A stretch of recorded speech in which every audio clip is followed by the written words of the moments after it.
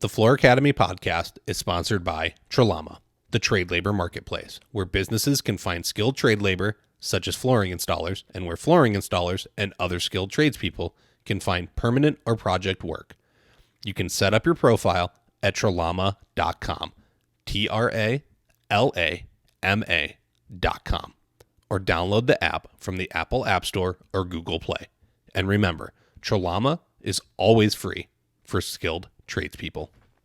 Welcome to the Floor Academy podcast. I'm your host, Kyle Hadeen, owner of Illustrious Hardwoods in Mesa, Arizona. We're here to talk with flooring professionals from all over the world about the issues that matter to you. I want to encourage you to learn while you earn. This week's guest is Marcos Guerequeta. Marcos owns and operates Local Flooring Group in Saskatoon, Saskatchewan, Canada. He has taken the traditional method of owning a flooring store and flipped it on its head.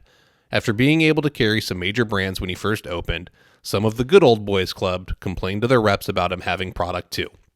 When he could no longer sell those products, he flipped the script and developed his own products. Marcos now imports his own flooring and sells smaller Canadian brands as well. This has given him what he sees as an advantage over his competitors in the market. Listen in to see how he has branded his store to attract consumers to it.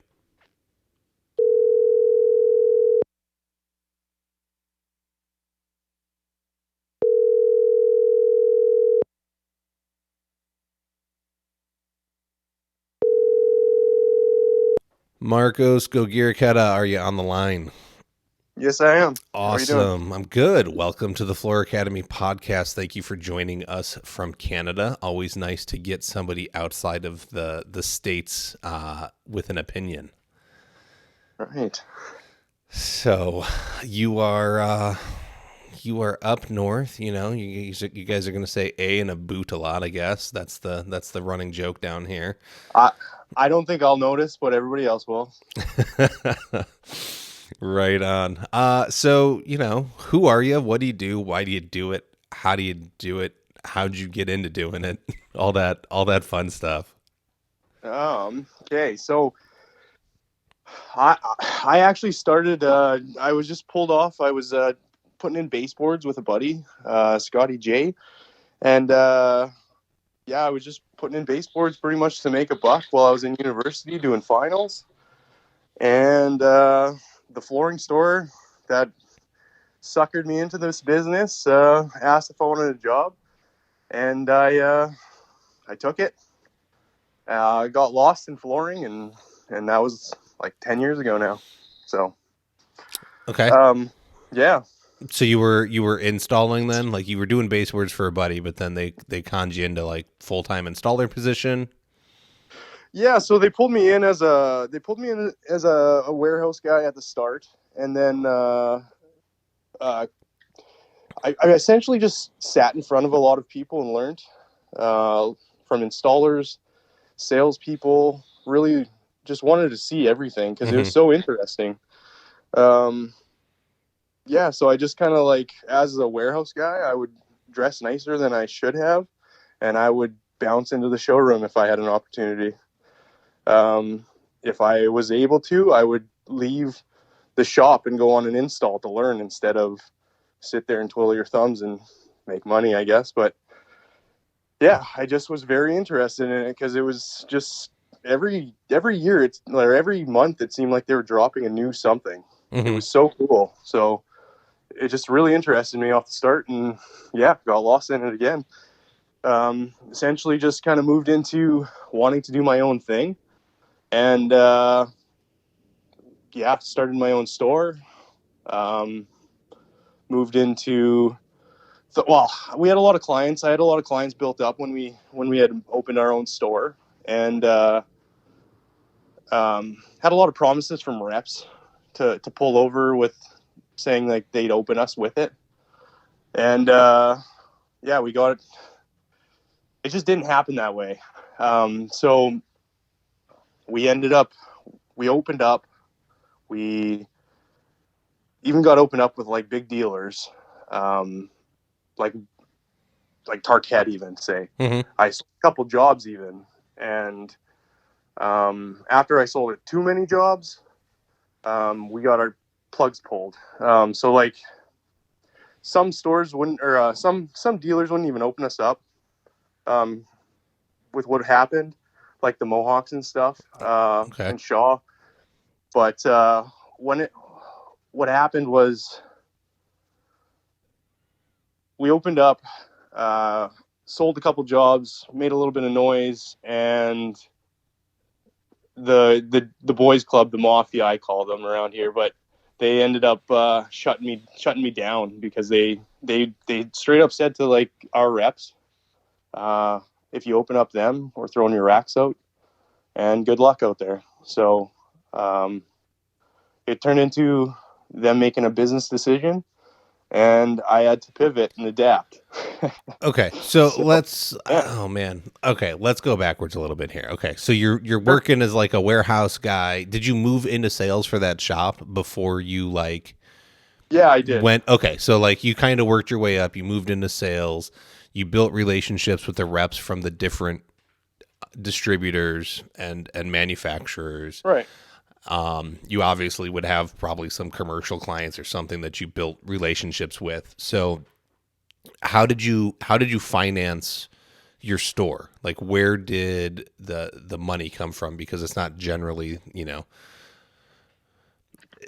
it's a big Right. expense to buy all the Like racks and get the store and have overhead and pay employees, and like you've got to have installers that you can call on to even accomplish the stuff for you. So what was the kind of steps to even getting that going? so, I was a pretty good salesperson, and I did bring over another salesperson as well. So I did bring over a lot of sales when I left. On top of that, I'm not done with money, so I saved up a lot of money, and my wife Nicole is a godsend. That's all I can say. It's hard to get into flooring, so she put up with a lot, and then she got into it. So that's pretty much how we started. Is go get the job, keep getting the job, and you got the money you got right now, and go do it. And that's just how we started. Okay. Do you start in like a really small So we didn't space? have Like, anything pretty. Yeah, it was a small space, like 2,000 square feet at the start. okay. Like literally didn't have a forklift for 6 months. Like hand bombing off carpet rolls that are 600 pounds is crazy. Um, yeah, we did that for a little while, and then slowly built it up. Actually, quickly built it up, to be honest. And moved into a bigger space, a little bit bigger, nothing fancy. And then kind of got a little bit more noise. Some people kind of like some of the bigger guys popped their head in and came in again, but it was a grind, man. It still is. It Hmm. really still is. I can believe that, right? Like you gotta flooring is not something people come back to you for every 6 months or 3 months or every 5,000 miles, like an oil change or whatever. So you gotta constantly be on the grind to find that next client that can use you again in 10, 15, 20 years probably. All right, Right. so Like yeah, um that's the difficult part. That's what we actually. That's what really. I had to learn that fast. Is it's an attention game, really. You have to get a lot of attention fast because there's your turnaround is not fast. It's 10 years for flooring, so it's mhm. yeah. Yeah, I mean you gotta hope, right? Like you get mom and dad, and then their daughter needs it, and the son-in-law needs it, and then Bob down the street from them needs it. Like you gotta hustle to get Yeah, the relationships in place to get the referrals and keep people coming in the door. And it's man, it's a tough game, but once you get the momentum going, it can stay pretty easy. So I mean, okay, so you're working out of the shop. You don't even have a forklift. You guys are trying to grow, and the other larger shops in the area, it seem, are complaining to the bigger manufacturers about you having their materials, or even considering giving you racks and selling materials through you. right. They they straight up called our reps and just said, like, we'll throw your racks out, and that was it. So it was pretty much just adapt at that point. And also what I was noticing in our area, there was a lot of speccing on jobs. So even in the commercial space, if we were to even bid on a job, it was typically specced with a product, say an Armstrong product. The rep would go there, spec their product. It goes out for tender. And if they do their job well enough, which they are doing and we're doing, essentially I'm not allowed to bid on a lot of the projects in the city. So it was just, I was really getting pinched on all sides on that point. So we had to really think about how can we bring value to the end consumer? How could we stand out from the crowd? Actually, what we decided was, one, we could make our own product, and that's what we ended up doing. We ended up going into our own products, into a vinyl space, because SPC's just taken off. So we just rode the wave. It's not that we love it or anything. It is what it is, you know? So, we built our own structures, really asked our clientele, like, what do you want in a flooring, and educated ourselves where the value was for the dollar that they wanted to pay. And then we just started creating our own looks, the way we made it, and put in all the bells and whistles that people actually wanted, instead of just selling what was in the showroom. So, I mean, did you go to China and work, or, you know, somewhere in China, Southeast Asia, somewhere over there where all the factories are, and actually sit down and design it with them? Or did you just work with somebody over the internet and send them specs, and then they sent you like, hey, we have these patterns and you can fill it with these colors? Like, it's intriguing to, I want to open a shop, and I don't want to partner with any of the majors. I don't see the benefit in it. I've had one client in 2.5 years on my own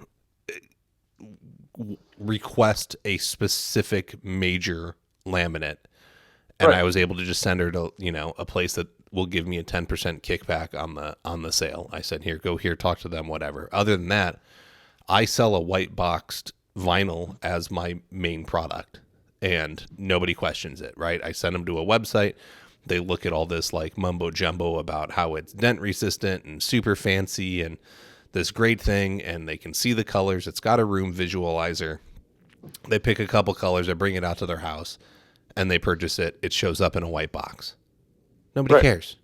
At the end of the day, like, it holds up and it does what they want it to do. So for me, like, I'd rather partner with a bunch of smaller companies that know who I am, I can build a relationship with, because that's really what I'm all about at the end of the day. Is like, the people at my bank used to get frustrated with me because they're like, you can go use the ATM, right? And I'm like, no. Like, we're going to get to know each other face to face. Like, I want to know about you and your kids. And they're like, you're weird. So, like, I want to be able to call them up and be like, hey, Harry, how's it going? And it's not that I can't do that with the rep from like a major, but I think the small companies are going to offer me better customer service at the end of the day. So now you have your own product that you're doing. So kind of walk us through how that process goes and what it actually takes to like design your own. Because you can go online and I can look up like import vinyl plank, and I'm going to find tons and tons and tons of stuff to just like start buying containers of. But you actually went through the design process. It's essentially a commodity. So it's essentially a commodity at the end of the day, right? So it's all about the perceived value to the customer is all that matters. So you need to find out what your customer wants first. So that comes in the design of the product, of what type of wood or tile you're looking for on that.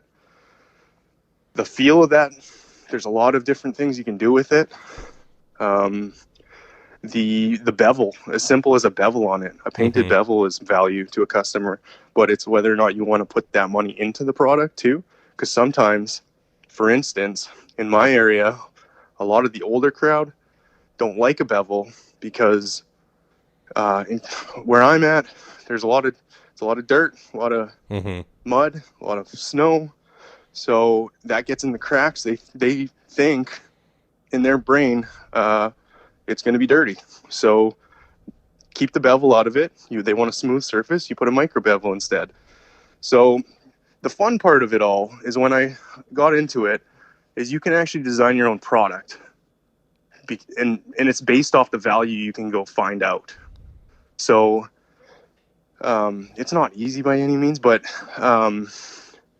essentially the easy way you can do it is reach out online, go back and forth in mail, getting vinyls. You better learn the product and what you actually want from the product, though, because it's your ass, not anybody else's anymore. So that's the hard part, is really knowing what you want. Okay. So, and that can be in so many ways. The picture on the product, the feel of the product, the bevel of the product, the sheen of the product, the thickness, the locking systems, whether or not they want a pad or not. Just so many options, right? Like, you can go on and on. And then from there, you gotta lock it in too. You gotta really get it locked in. You gotta create a line then, right? So, where we found is most people want to spend like a $3 range, and what you want to build is probably around a 5 to 6 mil SPC product, pad attached, and then after that, you add your bells and whistles of bevels, sizes, whatever else you want to talk about, really. And it's like literally making a car. But it's quite fun. It's quite fun. Okay. So you got it all made. After that, right? it's yeah. Okay. Yeah. Well, I mean, you were moving into it. So, I mean, you got it all made. You picked all your bells and whistles, and what is just the design process cost? Because you're going to have to pay. You're going to have to get samples. They're going to have to do limited runs. So, like, how long did that design process take, and how much money did that run you? It took a long time, and it's all about how fast you can see it, right? Because it's the perceived value. So can you see it from the consumer?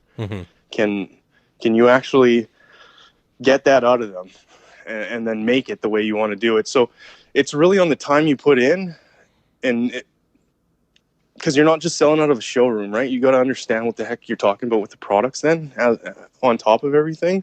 But the way we really figured it all out is attention is the only way you can really get anything sold. Doesn't matter if you make the best vehicle in the whole world. If nobody knows about it, what would you do? So in that whole process, what I learned of the true value of what flooring could and should be is you need to market it. You need to know how to market it. And you need to have content going out. And that's what we started focusing on, because we had something to sell, right? Like we had a brand. We focused so much on branding. So the boxes didn't come as a white box. It comes with our local on it, like local flooring group across the front. And it comes designed like fancy, because I care what it looks like when it lands on your doorstep. Like it mattered to me. Because in my design process that you're asking me about, I asked a lot of questions. One of my first questions I started asking after a while was, what's your favorite brand of flooring? And every single person I asked didn't have an answer, or they may throw up the Armstrong name. And I'm like, we're in like a $60 billion industry, and nobody knows a brand name. So after that, it just clicked, and it matters on brand. But your brand is if you don't control your product and you don't control your install, what are you selling? So it's all service after that. Well, that comes and goes with your salespeople, and I can only grow so much by myself. So we had to create brand behind our products, and behind our installs and just behind ourselves. So, it turned into a big process of using social media to brand out a lot and go really, really hard on social media, because it's pretty much your resume now. It's your Uber stars.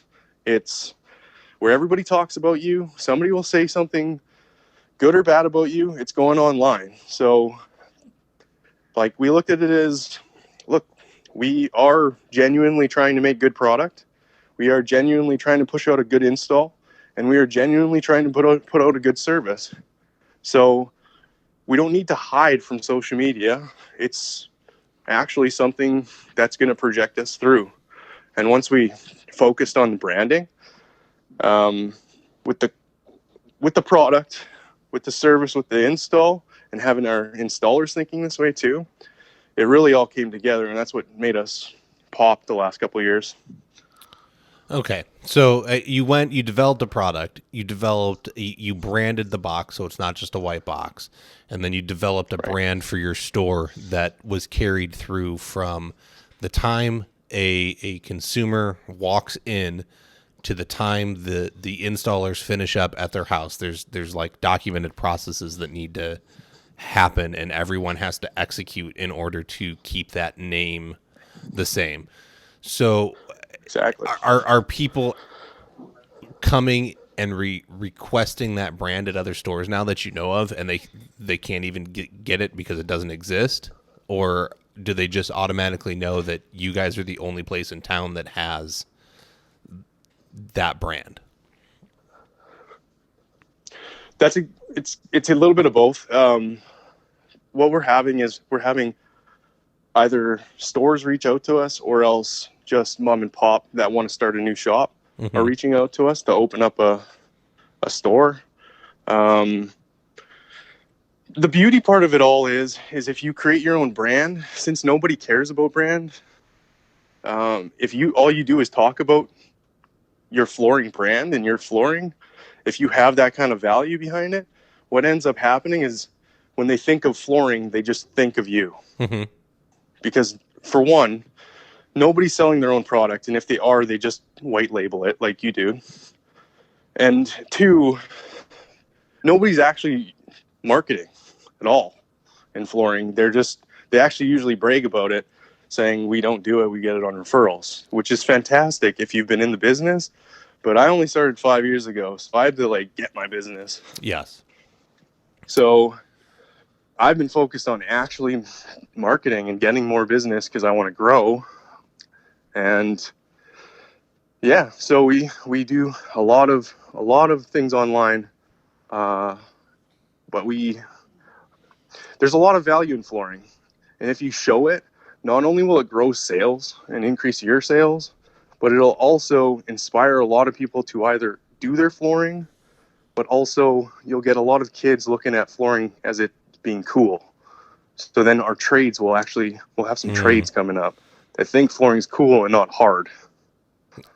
Yeah, that's going to be a huge thing, right? Like, if you can attract young people in and show them that there's actually a career in it that pays well, and it can be fun and cool, you got something going for you. Right. Well, okay, so how are you marketing it, right? Like, everyone says they do marketing, but they like you said, a lot of people don't. They just throw out a picture of a finished project with a phone number on it, and it says, need flooring, call us. That's not marketing. That's right, like that. Asking people to call you, and you're not doing anything. No, you're selling. You're not marketing. In my opinion, it's just you're not doing anything. You're just selling to your end consumer. Well, you know how it goes with pop-up ads. You just get sick of them, so you just keep brushing them by. What you need to do is inspire somebody, and that, for me, I like to make a flat lay. I kind of like the design part of it all, so I'll make a flat lay with our products, put some tiles on it, and you can kind of create a whole package and show the customer, and they can put it together in their head, see it a little bit better. Mm-hmm. I like to do that, and then I post it online. And if I make a house package I like, I put it online, and that might just make the house, you know? That might just inspire somebody to go, man, all those decisions are done. That guy made a nice house. I'm going with that guy, you know? And they might not even have had flooring on their mind at that point. Mm-hmm. So it's that. And honestly, the biggest thing that we're going to be moving into for 2021 is getting into working with our installers to get a lot of videos going. Just because a lot of people think flooring's easy, and people are made to make it easy. And a lot of it is, but the hard things that installers do, we could show online and show the value. So that's what we're focusing on in 2021. We're speaking with a lot of our installers, going out on sites, Mm-hmm. getting a lot of videos and photos of their work to show not only the work, but like the prep, the thought process behind just a simple layout, you know? Yeah. It could be hours of thought that nobody sees, where somebody that's just going to do it as a side gig might just start slapping tile down or whatever, and they don't think about what the floor and the wall is going to match up, and they don't think ahead at all, and they just go and, oh, there's a mistake 40 minutes in. Well, I'm already in, you know? Mm-hmm. It's just, we really want to show how valuable, not only what kind of product you're putting in, but also the people that are putting it in, because it matters. No, I agree. The comment I think most installers are going to get, especially when they're doing a click floor, is, well, and I know that the hardwood guys get it a lot of times too, is, oh, it's kind of like a puzzle.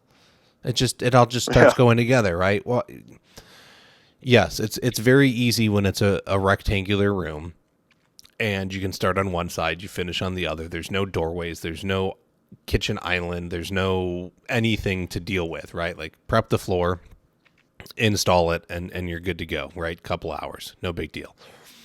I always tell my clients, like, you're not paying me to be able to do the rectangular room. You're paying me for being able to get in and out of all the rooms around the island, make it all connect, not go off from the line and start bending. Like, you're paying me for the knowledge I have to make it successful.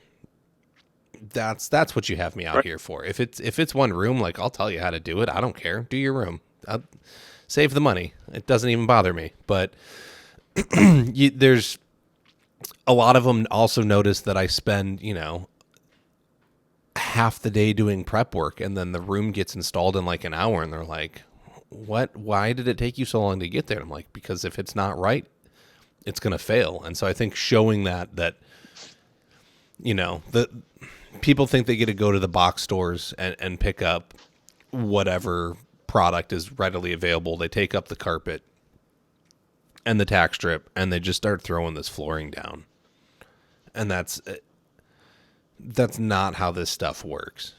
There's so much work that needs to go into the prep, and then it makes the installation easier. So I think it's cool that you want to show that, market it, be able to talk about it, and show people like, hey, there's a lot more that goes into this, and that's why these rates are charged instead of, look down here, I can find a guy to do it for 99 cents a square foot, but he's just going to slap it in all day. We need to start thinking about selling flooring versus just doing flooring, because the end consumer doesn't know, because Home Depot and Lowe's is kicking our ass in selling it, because they're marketing it saying it's easy and anybody can do it. And we need to show what we can do, because otherwise we don't have any value. And if nobody knows about how great everybody's doing and what kind of value we can bring to a floor, once we start showing it, it's incredible. Yeah, no, I get it. And I think, people know that a plumber's going to have to dig a ditch, or the electrician's going to have to drill a bunch of holes and fish some wires through. Like, you understand the challenges that can come with their job. And so people don't always necessarily balk at their prices. But the floor guy comes in and he just honestly, man, you just slap stuff down. Go ahead. I actually had an apprentice move on to go to electrical because everybody tells him around him that there's far more potential in electrical than flooring. And I totally disagree. Totally disagree, because this guy had some chops, man. Like, he had some talent. Mm-hmm. And he moved on, you know? And it's because we don't have anything set in place to actually get our shit together. Like, we don't have programs. You have to make your own. So after that guy leaves, man, we're all about trying to keep guys now. If they're good like that, I don't want to lose them to a plumber. A plumber shouldn't get a job over me. Come on. No, I'm with you. There's good money. Flooring's so beautiful. It is. I think. Yeah, exactly. Well, look, my thing is you use your floor more than anything else in your house. Everybody spends money on kitchens and bathrooms, and I understand they improve the value the most. But how often do you use your cabinets and your sink? I walk on that floor all day, every day. That gets use. It needs respect. It commands value for your home. And so people walk in and, they might compliment you on your cabinets every once in a while after you get them, or your paint job after you get it. But a good floor, I think people always notice a really good floor. So right, but in the buying process, usually we're the guys who are going like, wow, we don't have any budget left, and that's on us, honestly, because we never marketed beforehand to show the value that we have. Mm-hmm. We need to sit in front of it instead of sitting behind it and going, boo-hoo, we don't get our way. Well, we didn't even freaking try. Yeah, no, I agree. And if you're going to be able to command a higher value on the front end, then you can give higher value to the installer on the back end. And then they're going to be able to get taken care of. And I think that's where a lot of the problems lie, is that the installation side of it has been made a commodity through poor training over the years, through shops not wanting to pay for quality installations. They just want to get it done. And then, these guys, I went out on my own after 2.5 years. Granted, I knew how to use tools and I had a woodworking background beforehand, but I had a lot of questions when I went out on my own, and I was making a lot of phone calls, and I was lucky I had people to make phone calls to dig myself out of situations I got myself into. I'm much more comfortable now that I have 5 years experience, but I can only imagine what, 10 and 20 would bring. So I think somebody needs to be around with a seasoned installer for 5 years to really know what they need. But if they can start by 18 or 20, 23, 25, they can be out on their own, running a crew, making really great money if they know what they're doing and they know how to sell, or they can find a shop that values them. And so that I'm always trying to find somebody that just wants to show up, but getting them to even want to show up these days seems like it's pulling teeth. So that in lies, another problem is that you can't even, it's hard to find a kid that's young and wants to actually work hard.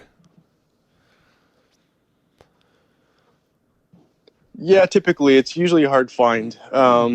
Again, I would argue that if you have talent and you can do something that nobody else can, if you show that to a kid online, they're going to want to know how to do it. Mm-hmm. I think so. I think it's you're just right. That flooring's not interesting. We're stacking blocks, man. We're stacking blocks at the end of the day, but the fine-tuned little things, the cool cuts, the cool tools you guys use, that stuff needs to be presented, because it doesn't only make a sale, but it creates value for the end of that. That's the end game. Try to get those kids wanting to do what we do. Use the cool tools. Inspire them to want to do what we do. I mean, I think it's that. It's cool. They just don't know about it. Well, nobody talks about the instant gratification, right? Like, man, you can go work for a company and you can sit behind a desk, and it might take you Monday through Friday to get your Excel spreadsheet to spit out a number at you. And then you're like, woohoo, I did it, right? But it took you 5 days. I can go in a job and I can, on Monday, I'm going to walk into my project, and by the end of the day, I'll have the baseboards ripped out and the entire subfloor ground down, ready to go. So it's currently covered in a paint as a sealer because this lady has a ton of dogs and cats and lets them roam the house, and she ripped the carpet out years ago. So the carpet was ruined. The subfloor's been ruined. It's going to be a good project, let me tell you. It's going to smell real great. Right. But It's very satisfying by to see the end of the result, day, too. like I will have the floor prepped and ready to go. And I can see the immediate change of, okay, now I'm one step closer. The next day I get to go in, I get to start laying flooring. When I leave at the end of the day, all the flooring won't be installed, but there will be progress. There's a lot of immediate gratification with it. And the clients walk in and they're excited to see something happening. And everyone just says it's hard work. You're going to have to like lug heavy boxes and you're going to work long hours and it's going to make your knees hurt. Why are you selling them all the crud? Sell the sexy parts, Right. the rewarding parts. Make it fun, because it is, and it can be. It's awesome when they come in and these people are so excited, and then you put baseboards up and they're even more excited because it's the same floor. It just has baseboards on it now, and they're like, "Oh my gosh, it makes such a difference." It's amazing how good you can does. feel by people coming in and like thanking you for essentially ruining their home for a week. Right. So like we need to talk about that. Like for real, talk about that and explain that to the people we're selling these kids, right? Think of it that way. We're trying to get these people to get behind us because otherwise we're all 60, 70 years old putting in flooring still and nobody's coming up behind us to do anything. Well, which So, is another reason they should get involved. right. Because you're going to be able to command any wage you want when no one's doing it. Oh man, it's unbelievable that we're selling ourselves short because we're letting someone else do the work for us in front of us. Like I mean, I'm a store and I'm doing the work for the guys, but I'm encouraging the guys to do their own posts and stuff so that they become popular and they get booked up further than I can book them up. Mm-hmm. So that I don't have to do the install part. That's not my value. It's not what I do. I bring nosings in. I manufacture nosings in Canada because I couldn't find something that worked the way I wanted it to work. Interesting. So I designed my own nosings, and they work fantastic. So that to me creates value. If I post that online, I get a sale because I brought the end consumer the value that they were looking for. Everybody's putting metal stair noses on around here. Well, I make a hardwood look with an SPC or LVT. It looks exactly like wood. It's wild. Interesting. I like it. You're taking a system that's been around for 40, 50 years, right? You had to have a brick and mortar, and you had to go and get the majors to deal with you, and then you had to build up a crew, and you had people come in and you sold them this carpet, and then somebody went and put it in. And you're taking that whole system, you're flipping it on its head. You're giving the installer something to be proud about. You're selling the fact that an installation takes skill. You're selling a no-name product that you've developed yourself, and you've built a name around it, but it's not from one of these major companies that if you said Mohawk, Armstrong, Shaw, like whatever, people are going to recognize that. But you've put value on it. And so I'm putting in the time so that my area, when they think of flooring, it's me. It's not those brands because they're not putting in the work right now, and I don't see any future that they're going to be putting in the work that I'm doing to create a brand around my area. So I would agree. I feel like we have a massive advantage as a single unit over in no man's land where I am. I have a bunch of flooring that could be put down, and nobody's branding themselves. So over a 10-year window, if no one even tries, I win. Mm-hmm. And the value in that is I bring the flooring in. I decide what it looks like. I hold all the liability, and my customers know that. Yeah. So when something goes wrong, it's my product. It's my ass. I switch it out. It's on me. My installers know that too. So that's how I gain a lot of respect. Is it's my ass, not blaming anybody else. I don't blame anybody at my shop. It's me. Mm-hmm, mm-hmm. So, and that's why I took the nosings into my own hands. It's like, you don't blame the city for the lights to go out. Buy a fucking generator. Oh, sorry. You're good. No, I mean you have a point though, right? Like we always want to. I'm still small enough, right, that even though I sell some of my own products and I sell my own installations, like I still have to take that occasional job where somebody purchases their own product. But I'm always trying to get them to buy mine because I'm like, look, if you buy that other product, like it's one more person to deal with. It's one more person to put in the loop. If you get everything through me, then everything is just dealt with me. I have to make all the phone calls. I have to get the distributor on the line. I have to get the manufacturer online. Like, but you've even taken those steps out because you are the manufacturer and the distributor. So we're, in my eyes, man, we're 2021. Like you can do whatever you want to do. If you want a manufacturer in front of you to have liability in front of you, have at it. And I got those people too, because we grew to the point where we have to have more selection. But we chose people that are Canadian brands. Canada buys Canadian brands. Yeah, okay. They'll buy American brands too. I'm not saying I won't sell an Armstrong product. I'd love to have them in. But at this point, we really connected with the brands that are doing it like us. They are Canadian. They're trying to do as much manufacturing in the country as possible. So we really focus on everybody buying as a group, focusing colors the same, just really getting our style. And then what we do is package that and we put it out to the end consumer and show what our installers can do. And then all that value, surprise, surprise, gets us clients. And like, if you're just going commodities, at the end of the day, anybody can pick up their phone, go on LinkedIn, talk to China, and honestly, you can buy from the mill that Armstrong's buying from if you really want to. You just got to go through the process. But it's hard work to find all these people and put your own ass on the line. So people are scared of. Well, it's going to take a significant investment. And so we had that conversation before. And essentially, you can bring in a container of flooring, which is like 25,000 square feet, for $25,000. Right. That's I'd say, yeah, like about that. Just depending on what kind of product you're bringing. Yeah, I mean, give or take. And I got numbers out of one of my distributors the other day because we were talking, and so,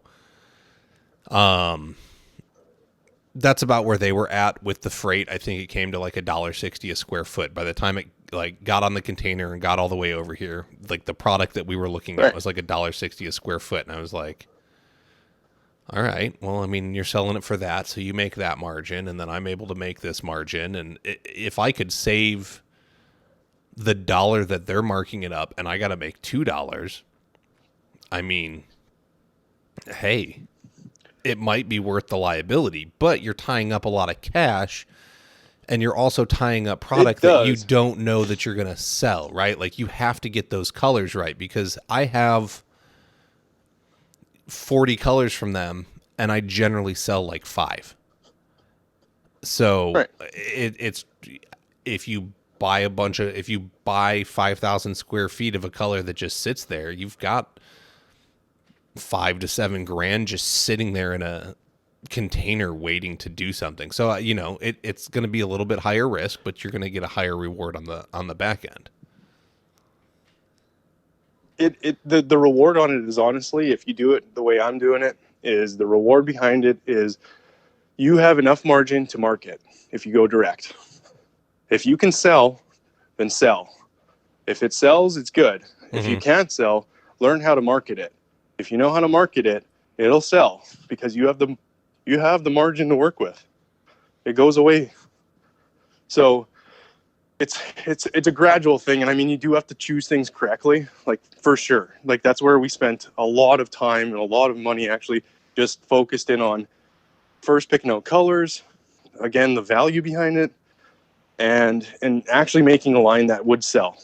So yeah, we started with like a wide variety of colors, honed it into a few, decided on the size and price point we were going to bring it in at, and then honestly, as you tweak it because colors change, right? So it just kind of, but the value you kind of got to create is like the nosings, something nobody focuses on. It's where I put my focus on. I'm with you. I mean, I think the transition pieces always stink. I don't think everybody does it the same way, and none of them are fantastic. Right.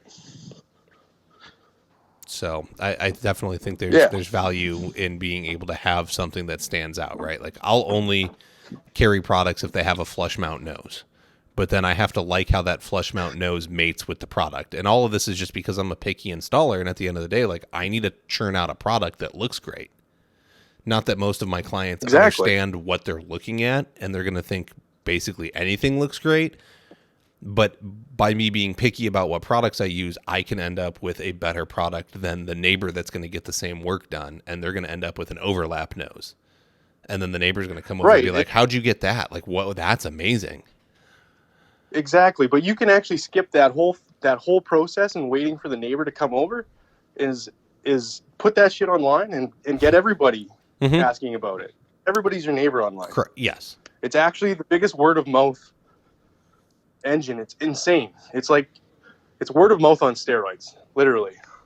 Oh yeah. No, so, I mean I participate in, what is it? I want to say it's like 63, 65 community groups in Phoenix down here, but that's because it's a population of 4.5 million people. There's just a lot of them.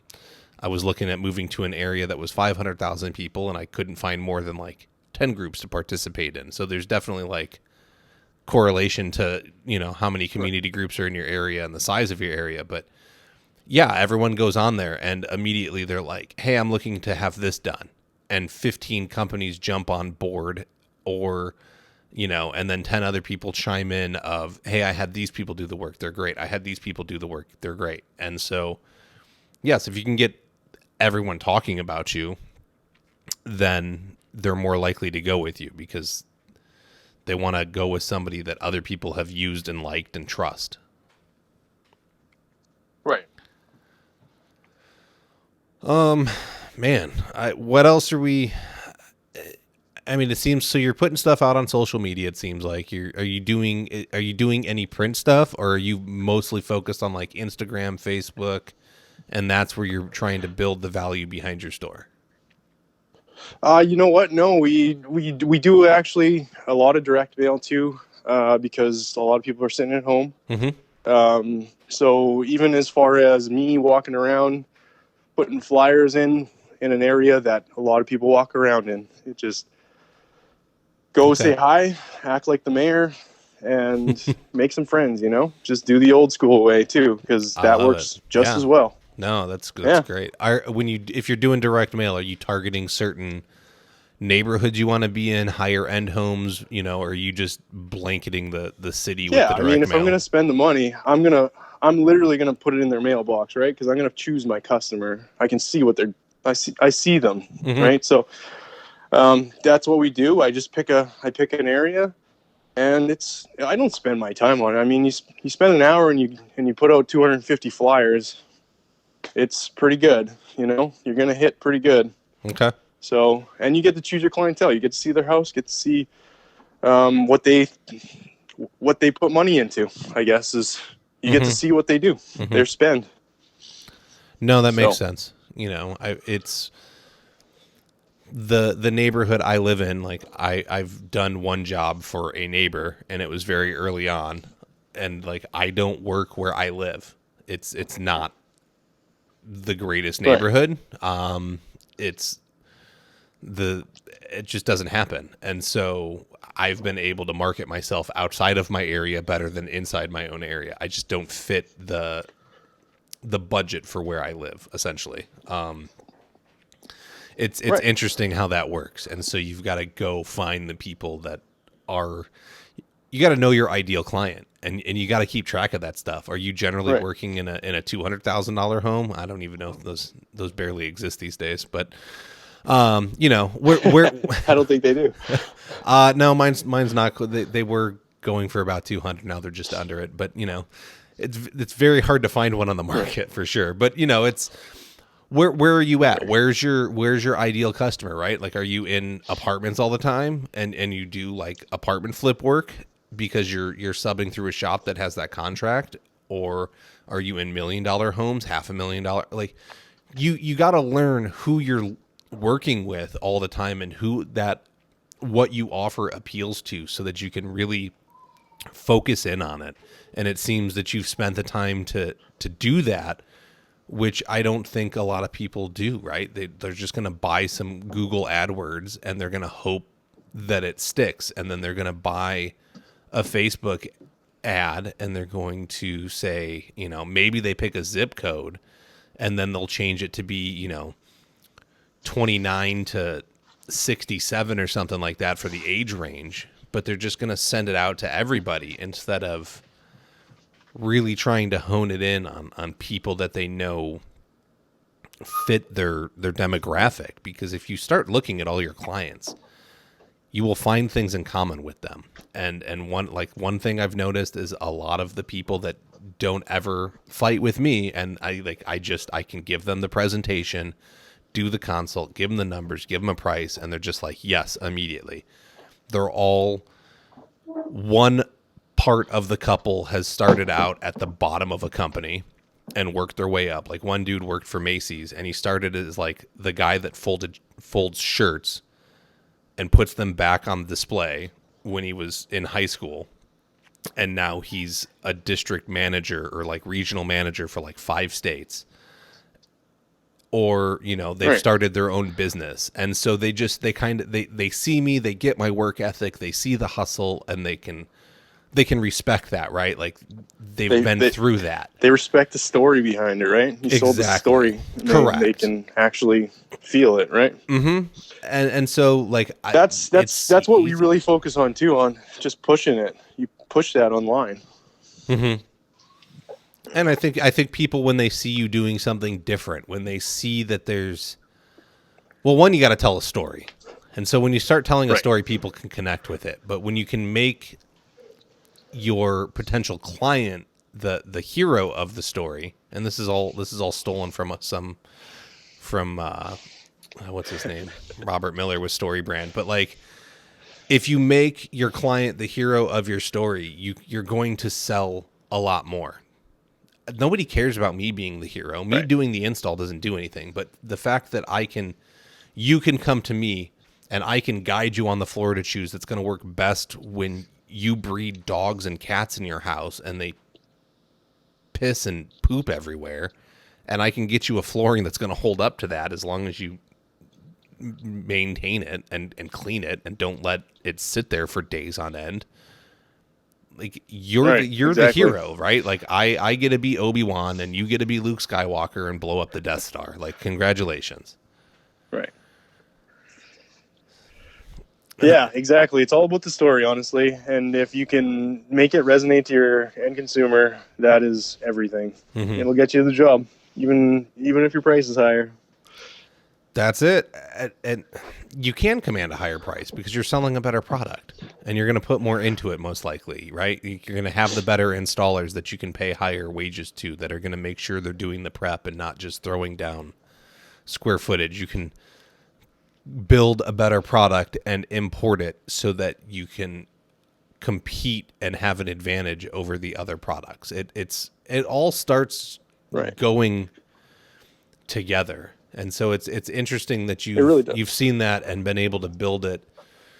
And so you said, what, 5 years now that you've had the store? Yeah, we're on 5 years. And I mean, we're on 5 years now. And people are coming in and they're like, I need local flooring group. I need your flooring. Even though you have other brands that are available through Canadian sources, they still come in and they will they request you by name. And they're like, this is the stuff I need.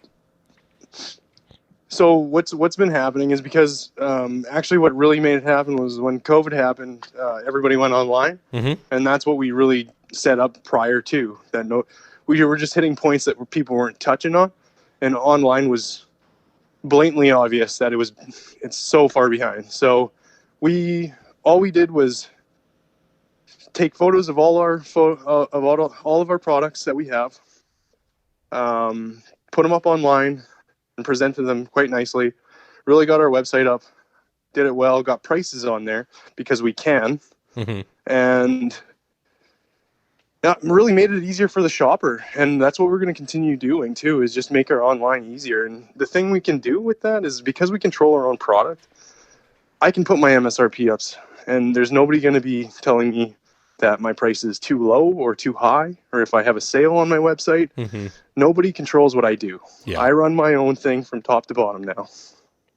So which is like nice. The online has been way better, and it becomes so much easier to sell myself, because I was always asked as a salesperson before I started my own business, like, what does this store have that nobody else has? What sets you apart? And every single time, every single answer is service, and that only gets you so far. And then the next step is installers, and those can walk away overnight. So yes, installers have the power. So that was where I was at. And if we don't have any value, I needed to find out what I could do, and that's what I could do. Interesting. I like that you see that installers have some power, and it's not like, honestly, like, there needs to be a relationship and a symbiotic relationship between manufacturer, distributor, retailer, and installer. We all need each other to some extent. Like, the system doesn't work without all of us playing nice. But right, I appreciate that you respect that the installer goes in and finishes the product, and like, without them putting it in, like, it doesn't matter if you sell it or not, because now it does nothing if it can't be installed. So there is some power there. I wish more people realized that and respected that, but I think it's coming. Are you doing any online sales? Have you converted to, like, you'll just, have the freight truck come and you'll put it on a pallet and throw it in there and you'll ship it off to some other province of Canada if people find you online? Or are you still strictly, like, just dealing with your local market? So we have a lot of avenues, I guess. We've sold as far as, like, far east in Canada, far west in Canada, right? Pretty much almost anywhere in Canada, actually, is where we've shipped to from our online. And we get tons and tons of people reaching out from, like, New Jersey and stuff from you guys. I don't know why, but lately we've been getting a lot from a lot of northern states, I guess. Okay. And East Coast people. So I'm not sure how that's happening, but what I've been noticing is a lot of people are shopping online. Like, it's far closer than it once was, where somebody's going to buy a product online and be comfortable doing it in flooring.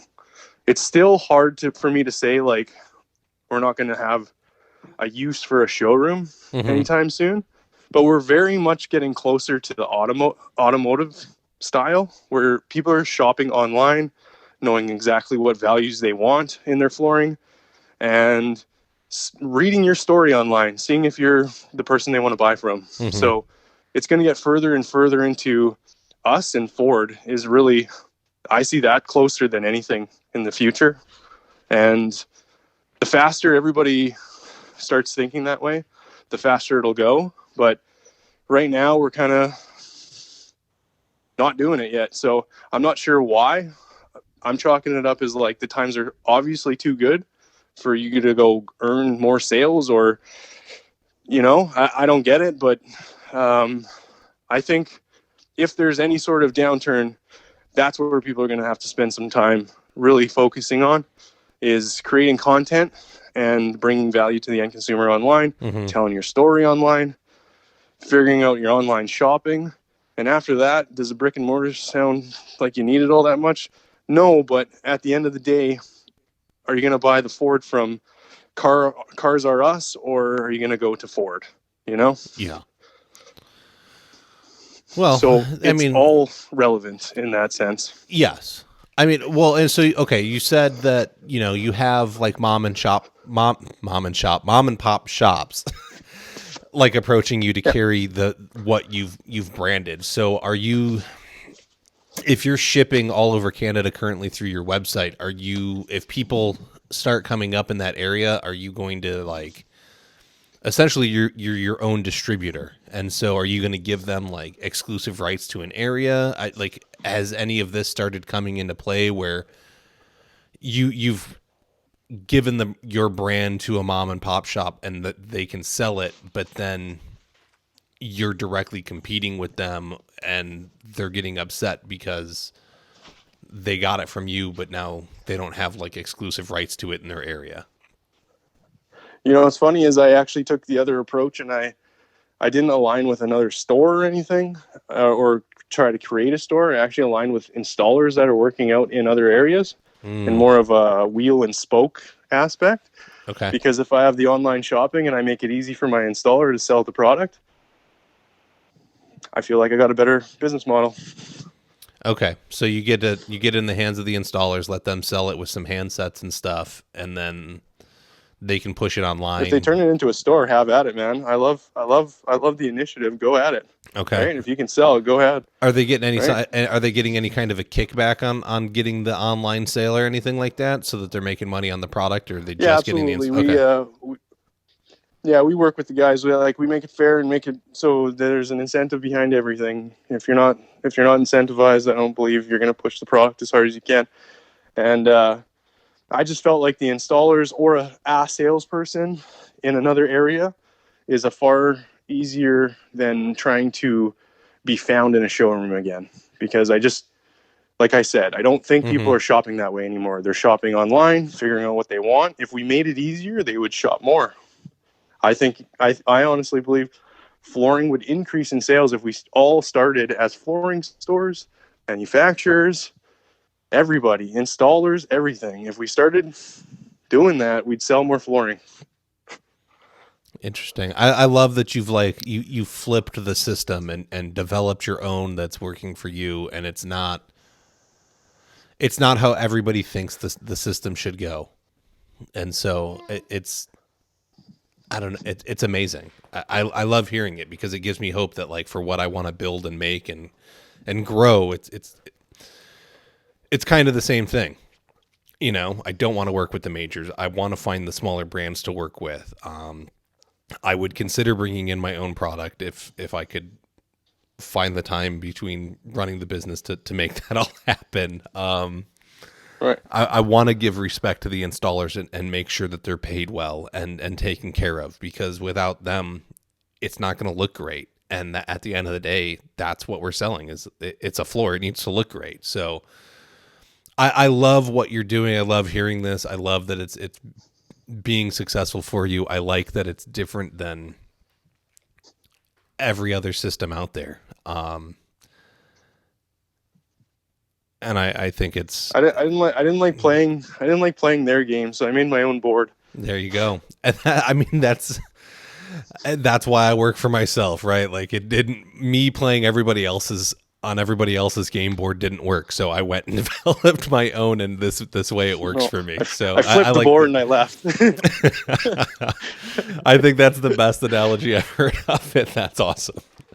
I table flipped and I walked out and I went and got my own table and built a board on it. I got my own board. I'll see how mine does. We'll see. Well, apparently, it's been 5 years and you got a wife and kids still. So, you must be doing something right. Right. Oh, man. Well, right on, yeah, Marcos. Where can... we didn't say where you were in Canada, so let's get that in there. But if people want to reach out, they want to learn more, they want to see what your marketing looks like, where can they find you? Where can they find stuff? How can they reach you if they have questions? If somebody listening in Canada wants a job as an installer so they can work for a great shop, how do they do that? You can find us on localflooringgroup.com or on Instagram, Facebook, LinkedIn, Pinterest, you name it, we're on it. local flooring group at local flooring group on all those. And yeah, if you guys got any questions, I'd love to help too. I just want to make flooring the way I see it, and it could be so much bigger. So if you got any questions of how to do those things, give me a shout. 306-291-2212. Awesome, man. Thank you. I appreciate the time. I appreciate the insights. Like I said, I love how it's so much different, and I'm gonna have to go do some studying and stalk your pages and see what you got going on and how I can kind of manipulate some of my stuff to mimic that. Awesome. Cool. Right on. It's great talking to you. Yeah, great talking with you. I'm sure we will do it again.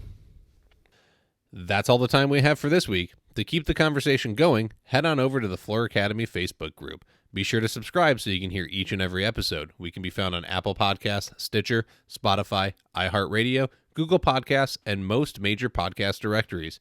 Don't forget to leave a review and let us know what you think about the show.